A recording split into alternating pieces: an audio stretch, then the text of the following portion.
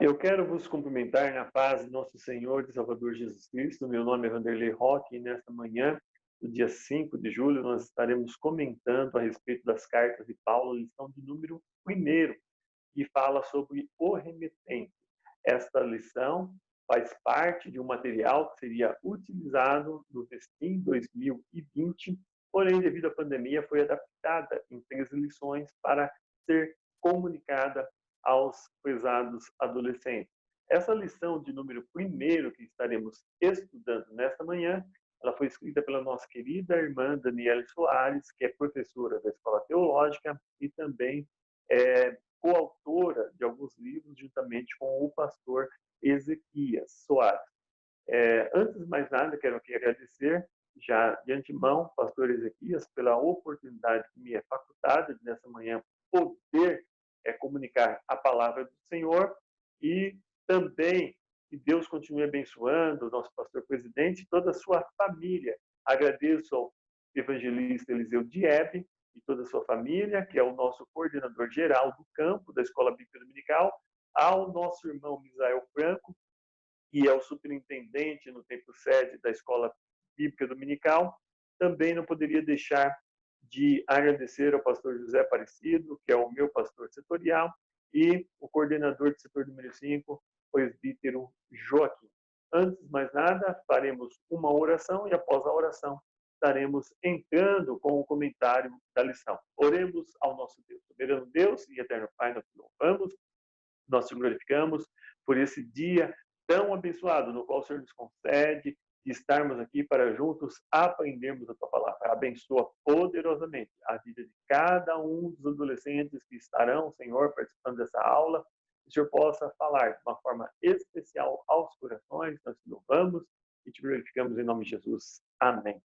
A primeira lição, então, tem por título O Remetente. Nós estaremos falando a respeito do remetente, que é o apóstolo Paulo, né? Nós vamos estudar sobre as cartas de Paulo, então o remetente só poderia ser o apóstolo Paulo. O texto-chave nos diz o seguinte: Paulo, apóstolo, não da parte de pessoas, nem por meio de homem algum, mas por Jesus Cristo e por Deus Pai, que o ressuscitou dos mortos. Está em Gálatas, capítulo número 1, e o versículo de número 1. O esboço da lição, nós teremos uma introdução, depois falaremos um pouco a respeito de Paulo de Tarso, falaremos também do Império Romano nos dias do apóstolo Paulo, falaremos sobre a comunicação que havia na época, a estrutura social e, por fim, as considerações finais.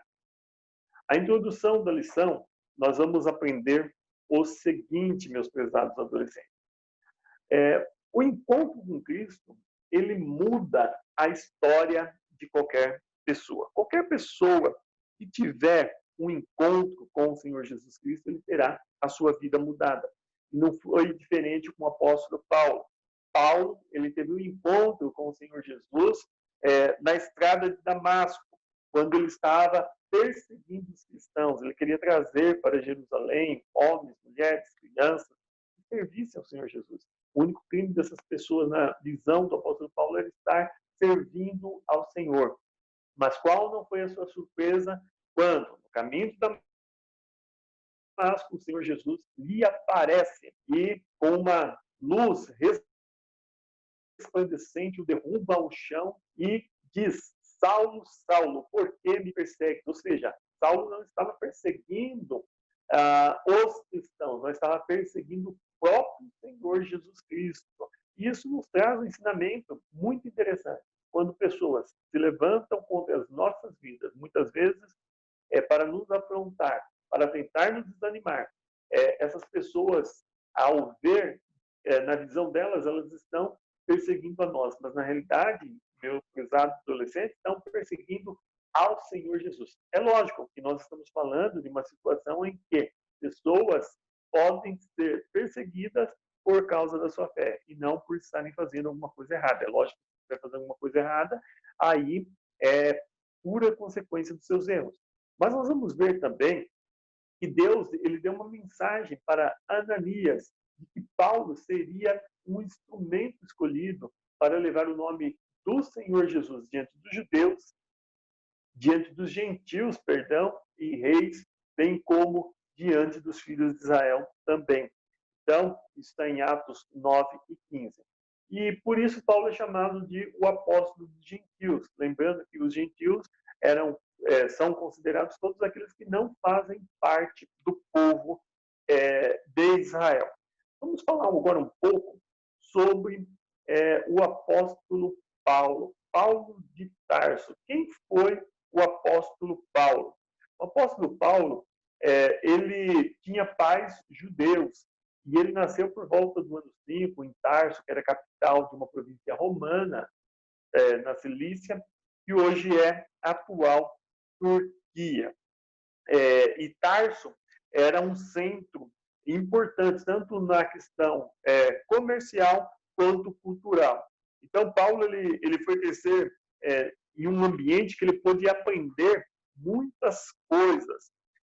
E um outro fato interessante, Paulo era poliglota, ele sabia falar aramaico, hebraico, grego e provavelmente também latim.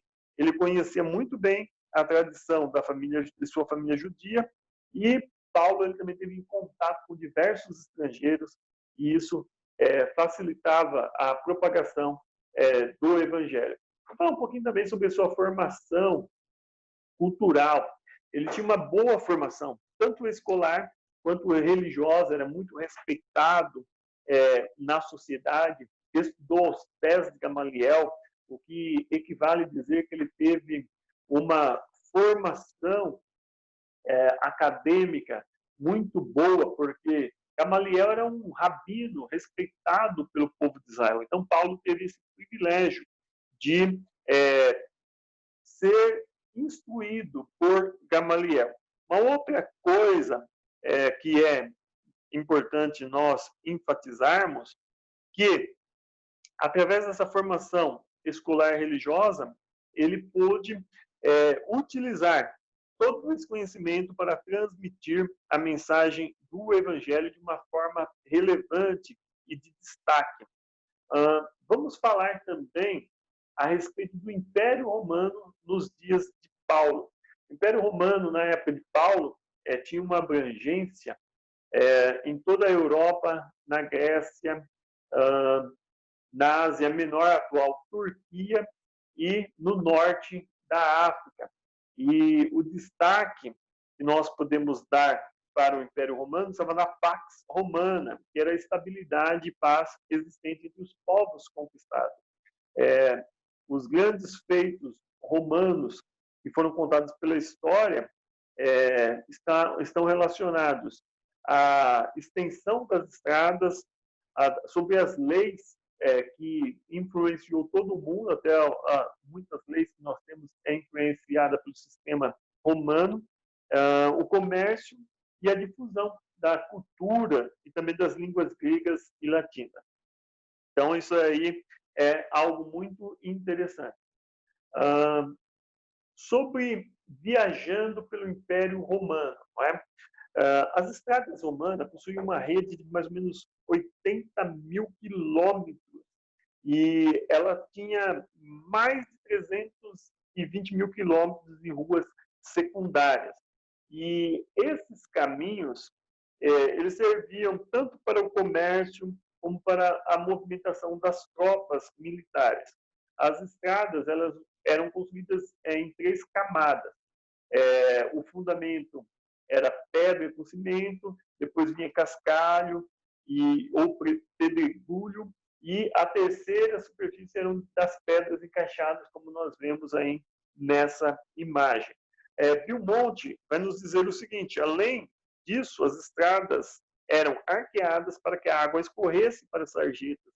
As estradas maiores tinham entre 6 a 8 metros de largura e eram as mais retas, eram o mais retas possível, e quando necessário contavam com pontes e de passagens elevadas. Então, nós podemos dizer que o apóstolo Paulo, juntamente com a sua equipe, se aproveitou desses, podemos dizer, dessa infraestrutura que Roma havia construído para poder viajar e também transmitir a palavra do Senhor. Viajar na época de Paulo era algo perigoso, por questão de segurança, né? Então, os comerciantes eles viajavam em caravanas na época, né, para estar em um grupo, não é? Caso sofressem, por exemplo, uma questão de assalto, né? Eles estavam em grupo, em várias pessoas. E uma pessoa, ela podia até mesmo viajar de a pé. Era possível percorrer 30 quilômetros por dia, viajando mais ou menos em média de 3 quilômetros por hora. Já a cavalo, a distância aumentava bastante, 120 quilômetros por dia caminhado. Alguns tinham mula para carregar as suas bagagens, ou possuíam carruagem, como é o caso do eunuco, né, de Atos, capítulo número 8. E também era possível viajar pelo mar. Lembrando que o apóstolo Paulo também esteve em viagens, né? Ele diz lá em 2 Coríntios, capítulo número 11, em perigos de rios, em perigos no mar, enfim. Paulo também se utilizava desses recursos para viajar. Vamos falar um pouquinho sobre a hospedagem. E a hospedagem, como é que as pessoas dormiam naquela época quando estavam em viagem? Segundo Vilmonte, os romanos eles construíram hospedarias em intervalos regulares de um dia de viagem.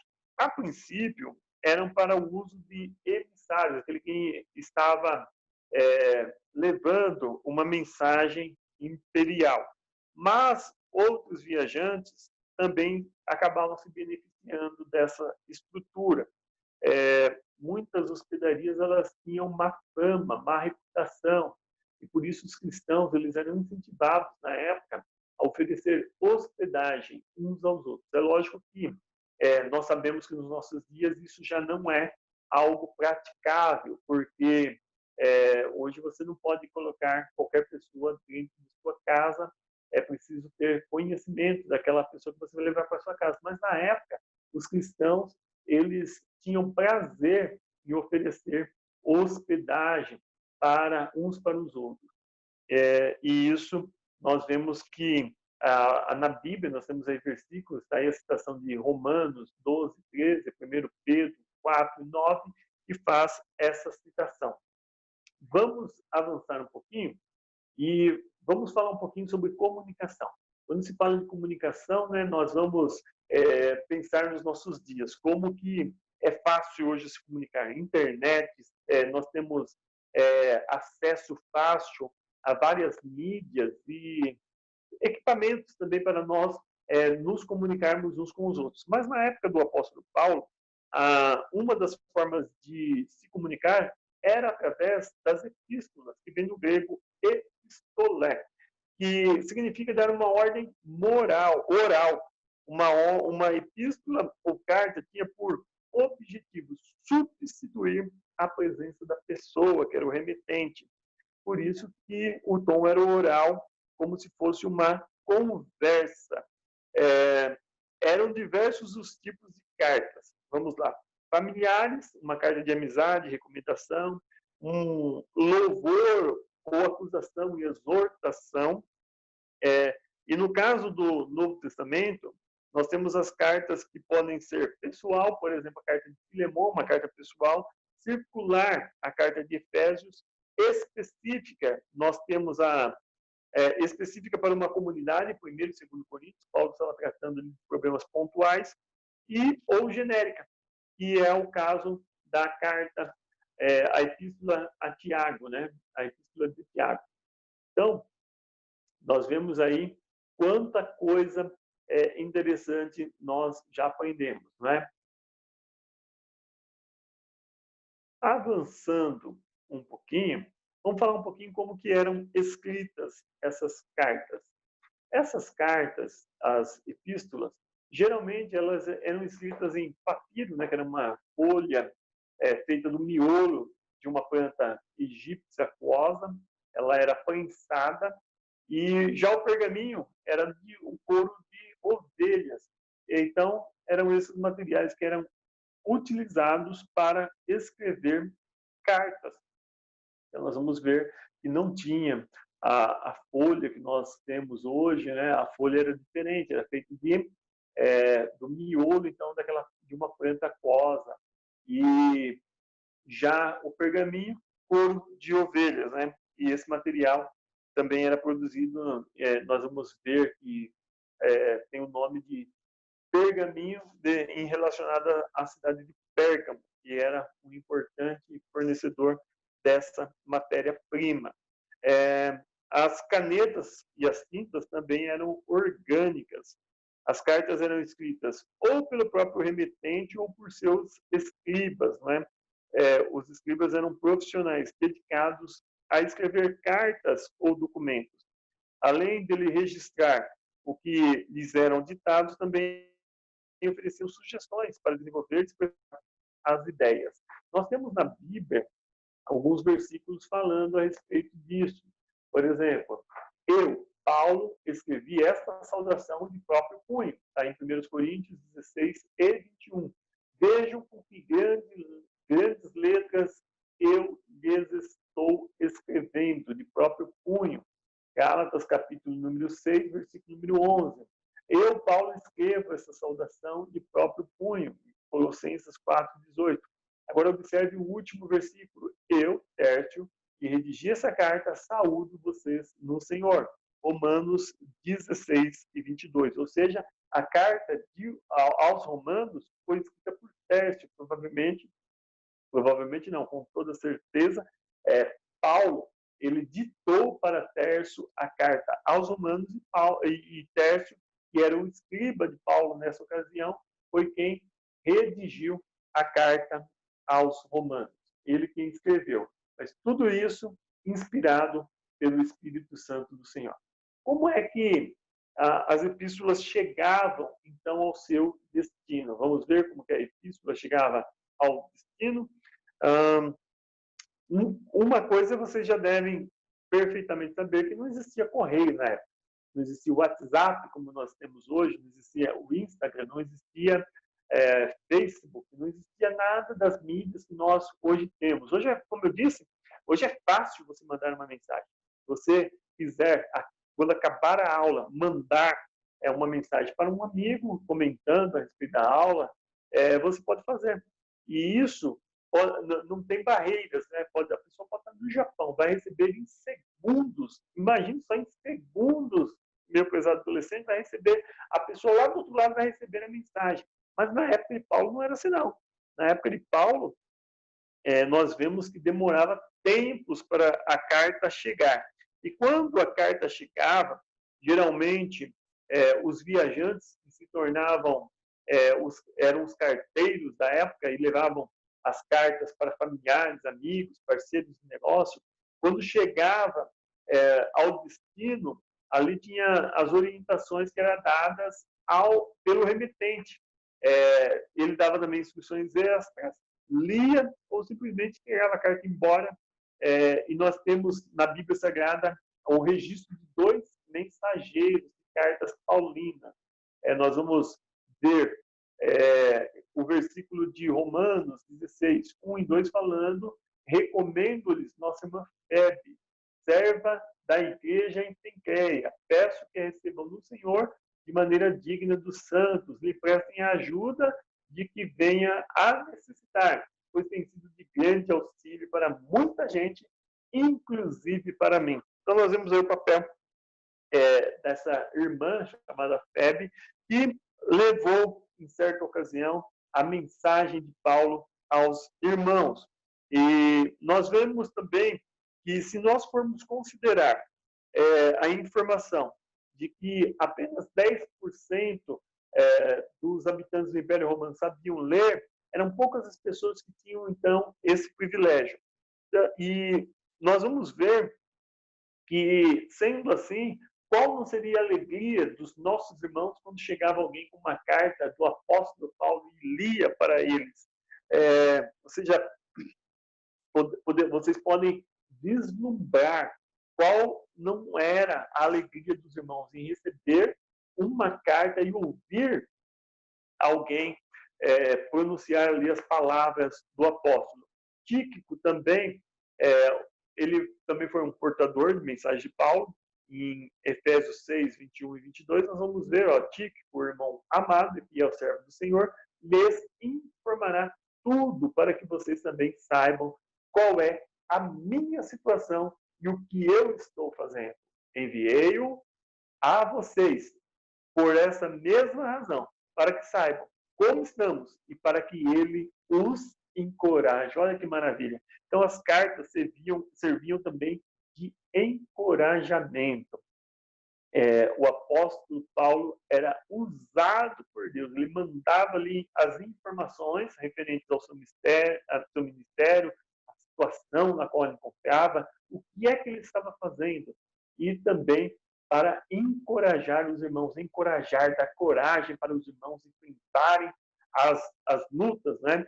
Uma das mensagens do apóstolo Paulo, que está em Romanos, capítulo número 8, e o versículo de número 18, serve para os nossos dias, porque para mim estou certo de que as aflições do tempo presente, elas não são para ser comparadas com a glória que há de ser revelada por nosso Senhor e Salvador Jesus Cristo. Então, presta atenção. Se você está passando por aflições, lutas, dificuldades, se a sua família está passando por momentos difíceis, nós estamos vivendo uma época um pouco conturbada em nosso país, e por que não dizer no mundo, com a Covid-19, e nós estamos enfrentando isolamento social, privações de muitas coisas que nós gostaríamos de fazer, mas todas essas coisas nós temos que entender que elas não podem ser comparadas com a glória que em nós há de ser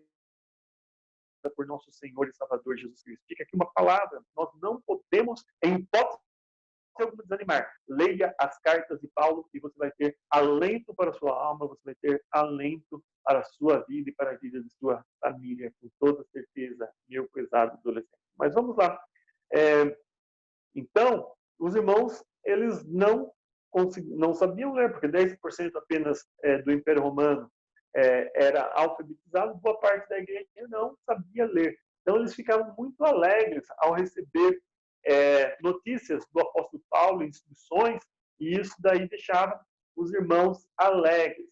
Isso nos faz recordar de um versículo que está em Apocalipse, capítulo número 1, versículo número 3, que diz assim, bem-aventurado aquele que lê, ou seja, a possibilidade de uma pessoa que é alfabetizada. Bem-aventurado aquele que ouve, já é a pessoa que não tem a alfabetização, no caso, naquela época, e ouvem as palavras da profecia e guardam as coisas que nela está escrita, porque o tempo está próximo. Então, isso aí só para nós fazermos aí um paralelo. Vamos falar um pouquinho sobre a estrutura, né, das cartas.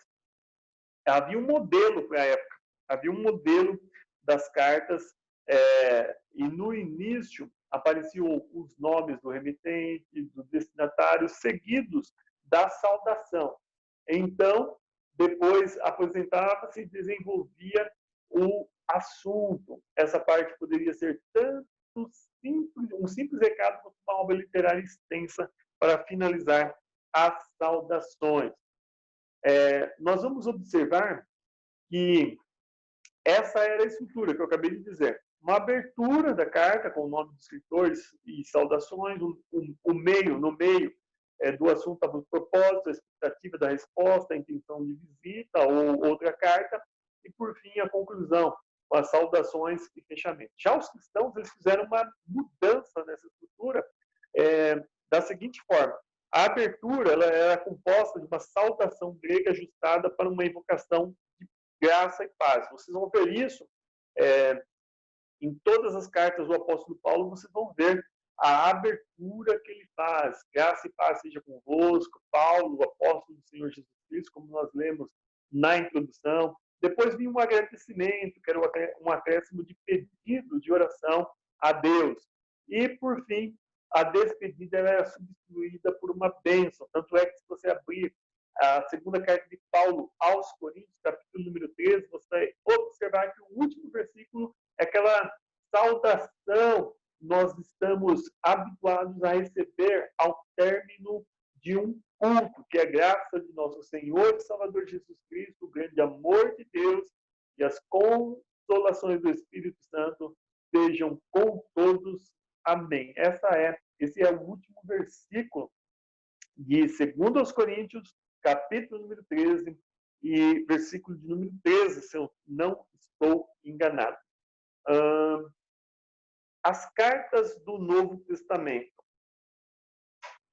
As cartas do Novo Testamento, elas foram escritas no grego koiné. O que isso significa? Era a linguagem do povão, vamos assim dizer, uma linguagem comum, uma linguagem do povo.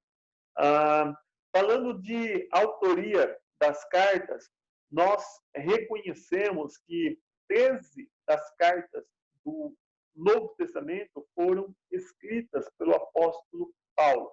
Então, é reconhecida pelos estudiosos da Bíblia Sagrada. 13 epístolas no Novo Testamento reconhecem como autor o apóstolo Paulo. São elas Gálatas, 1º e 2º Tessalonicenses, 1º e 2º Coríntios, Romanos, Colossenses, Efésios, Filemão, Filipenses, 1º e 2º Timóteo e Tito. Alguns irão dizer que o apóstolo Paulo também escreveu a carta aos Hebreus. Mas se você for ler aos Hebreus, você vai perceber que destoa totalmente da forma com a qual o apóstolo Paulo escrevia suas cartas. Você vai perceber ali que não tem uma singularidade na linguagem, na forma que foi escrito. Então, é o que faz com que se descarte a possibilidade do apóstolo Paulo ter escrito a carta aos Hebreus. O apóstolo Paulo, ele ficou de 60 a 62 em uma prisão domiciliar em Roma. Durante esse tempo, ele podia receber visita e ele escreveu cartas. Essas cartas elas ficaram conhecidas como epístolas da prisão. São elas Colossenses, Efésios, Filipenses e Filemão. São as cartas da prisão.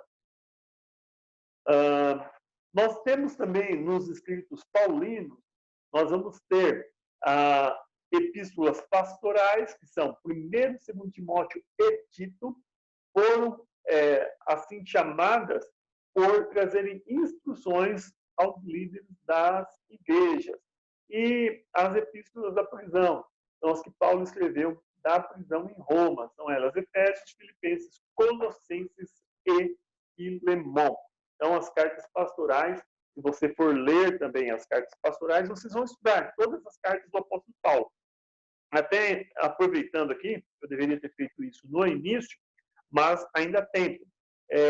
Vocês vão aprender. Hoje, nós estamos aprendendo sobre o remitente, falando a respeito do apóstolo Paulo, que foi o remitente dessas 13 cartas, e depois, por isso, nós não vamos entrar aqui em detalhes nas cartas. Primeiro, não há tempo suficiente para isso, e segundo, vocês irão, ao longo desse trimestre, aprender de forma mais pormenorizada, com detalhes, as cartas que Paulo escreveu. Então, depois vocês vão, na lição de número 2, estudar Entendendo os Caminhos de Paulo e suas Epístolas, vão aprender na lição número 3, Carta aos Romanos, vão aprender na lição número 4, Carta aos Coríntios, lição de número 5, segunda Carta aos Coríntios, na lição número 6, Carta aos Gálatas, 7, Carta aos Efésios, 8, Carta aos Filipenses, 9, Carta aos Colossenses, 10, primeira e segunda Carta aos Tessalonicenses, 11, primeira e segunda Carta a Timóteo, 12, Carta a Tito, e, por fim, a Carta a Filemão, que é a lição de número 3. Então, vocês vão ter aí nas próximas lições grandes ensinamentos e vão estudar um pouco de cada uma dessas cartas. Vamos prosseguir, então, que o tempo não nos espera. Vamos falar um pouquinho sobre a estrutura social. Como é que estava organizada a sociedade romana? A sociedade romana ela estava dividida entre pessoas livres e escravos ou servos. Essa era a estrutura da sociedade da época. Paulo, ele era cidadão romano de nascimento. Atos, capítulo número 25 e versículo número 11, vai nos contar de uma situação em que ele solicitou um direito. Então, o comandante disse a Paulo: eu precisei pagar um elevado preço por minha cidadania. Paulo respondeu: eu a tenho por direito de nascimento. Então, nós vamos ver que Paulo ele tinha esse privilégio, ele era um cidadão romano. E não era pouca coisa ser cidadão romano, não. As pessoas poderiam ser cidadãos romanos de nascimento, quando eles nascessem, por exemplo, numa província romana, então eles poderiam ser um cidadão romano por nascimento, que era o caso do apóstolo Paulo. Ou sendo liberto da escravidão, provável caso dos ancestrais de Paulo, sendo cidadão de uma colônia romana, como Filipos e Corinto, sendo veterano do exército romano, recebendo como gratificação por relevantes serviços prestados a Roma, ou de uma forma não muito correta, que era pagando propina, que é o caso, provavelmente, desse comandante que diz que ele conseguiu esse título de cidadão romano pagando grande soma de dinheiro. Então, nós vamos ver aí que eram essas formas da pessoa ser considerado um cidadão romano. Vamos falar um pouquinho sobre religião na época de Paulo. Os gregos e os romanos, eles acreditavam em diversos deuses. Para cada aspecto da vida, existia ali uma divindade que era correspondente. Ou seja, é mais ou menos igual à religião romana. Hoje tem lá os seus deuses para cada situação.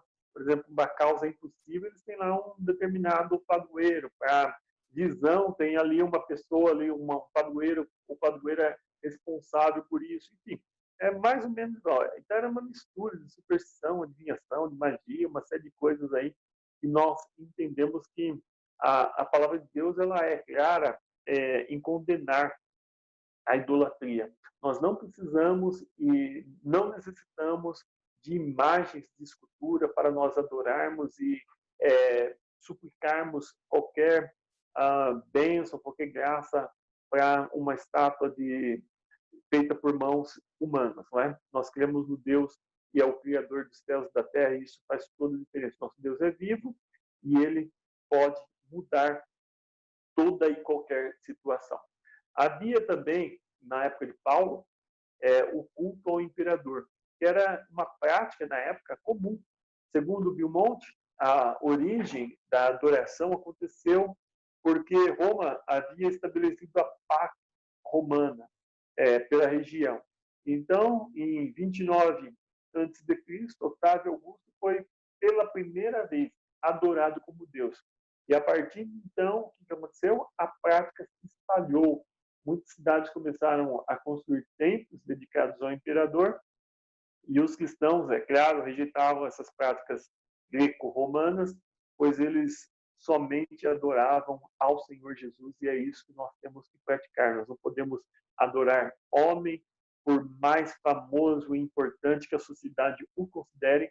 Nós sabemos que o único que é digno de adoração, de ser adorado, é o Senhor Jesus Cristo e somente Ele. Vamos falar um pouquinho sobre a filosofia que reinava na época. A filosofia ela nasceu entre os gregos, não é? Filosofia é um conjunto de duas palavras, né? A união de duas palavras, filo, amigo, sofia, sabedoria, ou seja, o amigo da sabedoria. Ela nasceu entre os gregos e é uma maneira de se pensar as questões da vida, tanto para os gregos como para os romanos, englobando as teorias sobre o funcionamento do universo, a ética, a lógica, a religião. Então, o filósofo é um pensador, né? E ele pensa sobre todos os temas que abrangem a vida do ser humano. Então, a filosofia, na época de Paulo, era algo que estava muito em voga. Havia os principais, vamos falar um pouquinho sobre os principais pensadores, né, que eram considerados grandes pensadores: Sócrates, Platão, Aristóteles, Pitágoras, e entre outros, né, Diógenes, Plutarco, Epícoro. O assunto de interesse era a ética, ou seja, como viver bem, com foco na realização de virtudes e no afastamento dos vícios. Então, os filósofos, eles gastavam tempo pensando sobre situações da vida, do cotidiano, e principalmente pautadas sobre a ética. O apóstolo Paulo, em sua época, conviveu e conheceu o que pensava, por exemplo, o estoicismo. Os estoicos, eles acreditavam que o universo ele consistia do logos, ou seja, a razão que estruturava a matéria da qual o universo é feito. Eles acreditavam também que o destino determina a vida das pessoas, ou seja, todas as pessoas possuíam um destino, e por isso cada um só tem controle sobre suas próprias decisões, ou seja, não teria como a pessoa mudar aquilo que aconteceria com ela, porque já estava escrito, não teria como haver alteração. As pessoas apenas deveriam encarar as dificuldades da vida com indiferença, discernindo o verdadeiro daquilo que é necessário. O apóstolo Paulo ele chega a citar um filósofo estoico, quando ele está em Atenas, ali no Aerópago, ele fala que, como alguns dos poetas de vocês disseram, porque dele também somos geração. Isso um filósofo estoico que falou, e Paulo ele faz a citação quando ele está ali no Aerópago e ele encontra um altar erigido ao Deus desconhecido, e Paulo faz um link desse Deus desconhecido com o Deus que ele pregava, o Deus que criou os céus, a terra, que não habita em templos feitos por mãos de homem, que não é servido por mãos de homens, enfim. Paulo ali ele faz uma ponte para pregar o evangelho, pegando algo que os gregos naquela época acreditavam, e Paulo sabia da história, como que surgiu aquela estátua do Deus desconhecido, e Paulo ali ele consegue ganhar a atenção dos filósofos epicureus e estoicos, falando a respeito do Senhor Jesus. Só tem ali uma quebra no diálogo de Paulo quando ele fala da ressurreição, porque eles não acreditavam na ressurreição. Mas mesmo assim, Paulo ainda ganha duas almas ali falando no Aerópago. Ele ganha Dâmaris e também Dionísio e Dâmaris. São pessoas ali que ele ganha para o Senhor Jesus, para o Evangelho, através da sua pregação. Os epicureus. Já os epicureus eram, sobretudo, os membros da alta sociedade. O que eles acreditavam? Eles acreditavam que os deuses não se envolvem com o mundo, ou seja, os deuses criaram o mundo e abandonaram a sua própria sorte. Eles rejeitavam, então, o projeto divino na natureza. As divindades que podiam existir só se faziam conhecidas por meio dos sentidos. E eles acreditavam que o propósito da vida é o prazer, ou seja, a ausência de dor física e de distúrbio emocional. Para Epícoro, isso não significava viver em excesso carnal, mas na busca da tranquilidade. Então, essas eram as filosofias que o apóstolo Paulo conviveu na época. Sobre as cidades, quando a Roma ele conquistava um povo, passava então a ser uma província romana. O que acontecia? Eles nomeavam então um procônsul para governar. Caso fosse um lugar, por exemplo, de instabilidade, onde havia motins, havia, por exemplo, ali rebelião, eram nomeados procuradores e governadores e enviavam as tropas para garantir a ordem. Algumas cidades tinham uma permissão para exercer o autogoverno. Podemos citar Éfeso e Atenas. Outras eram colônias, como Filipos, como nós já falamos, onde seus moradores tinham os mesmos direitos que cidadãos romanos. É o caso de Filipos, como eu acabei de dizer. Vamos falar um pouquinho sobre impostos. Impostos não é coisa nova que nós achamos que é da nossa época, não. Como não era barato manter toda aquela estrutura do Império Romano, era necessário dinheiro para fazer a manutenção. E eram 3 os impostos cobrados.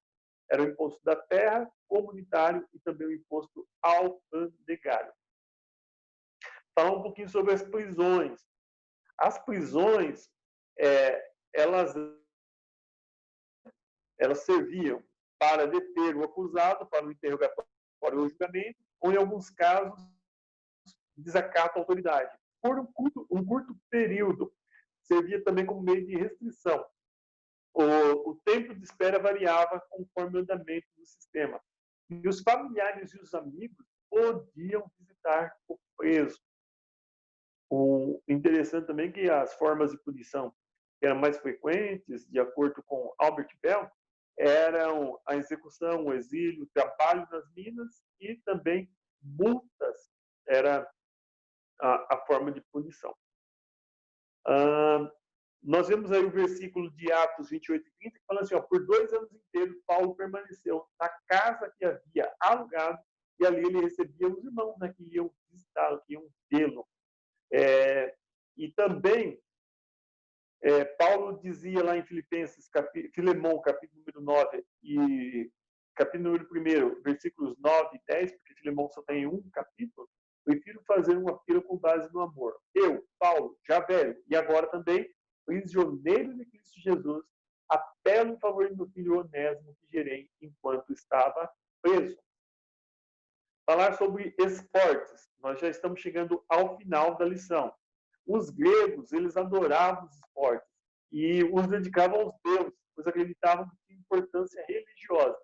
E isso pode ser visto com toda clareza nos Jogos Olímpicos, que eram realizados de 4 em 4 anos, quando todas as cidades se reuniam em Olímpia, no sul da Grécia, para competir umas com as outras.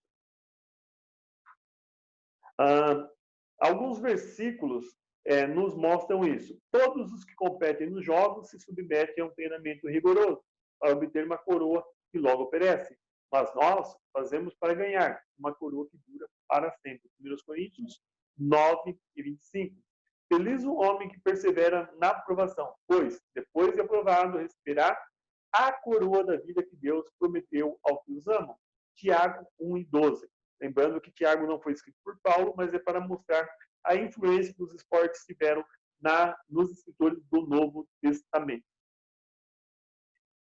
Pedro também, quando se manifestar o Supremo Pastor, vocês receberão a imperecível coroa de glória.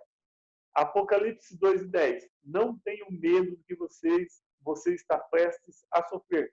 Saibam que o diabo lançará alguns de vocês na prisão para prová-los, e vocês sofrerão perseguição de 10 dias, durante 10 dias. Seja fiel até a morte e lhe darei a coroa da vida.